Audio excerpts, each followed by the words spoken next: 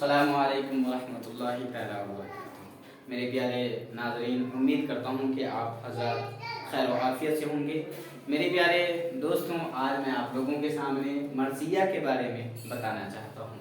मेरे दोस्तों, नज़म के बहुत से पहलू हैं, बहुत से अलग अलग मुख्तलिफ रास्ते हैं, उसमें से एक है मर्सिया।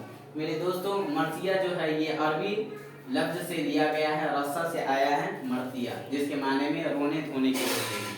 मेरे प्यारे दोस्तों, मर्सिया किसे कहते हैं आज आप लोगों को मैं बताता हूँ कि उस नज़म को कहते हैं जिसमें किसी मरने वाले के औसाफ व फ़ज़ाइल बयान किए जाए और रंज का इजहार किया जाए।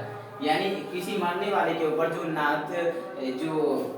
नज़म बनाते हैं, उस नज़म को नाम हम लोग मर्सिया देते हैं, और उस नज़म के अंदर मरने वालों का कोई औसाफ बयान किया हो जाए उसे नज़म कहते हैं, और उनका रंजो अलम अशआर के जरिए पेश किया जाए उसे मर्सिया कहते हैं। मेरे दोस्तों, मर्सिया की 4 किस्में हैं।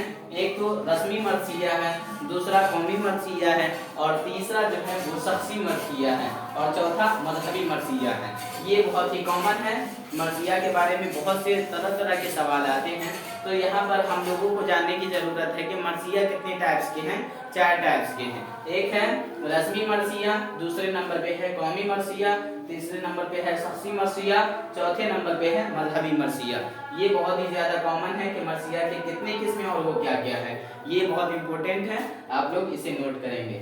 फिर मर्सिया बोले तो आप जानते ही हैं, जो मैं बताया, ये मर्सिया जो है अरबी लफ्ज़ से लिया गया है, जिसके माने में यानी मर्सिया उस नज़म को कहते हैं जिसमें मरने वाले के औसाफ बयान किया जाता हो, यानी मरने वाला किस तरह का इंसान था उनके बारे में बताया जाता हो, उन्हें हम और आप क्या कहेंगे, मर्सिया कहेंगे। उम्मीद करता हूँ कि ये आप लोगों को समझ में आया होगा। अगर वीडियो अच्छी लगी हो तो लाइक, सब्सक्राइब, कमेंट्स करें। अस्सलामु अलैकुम वरहमतुल्लाहि तआला वबरकातुहू।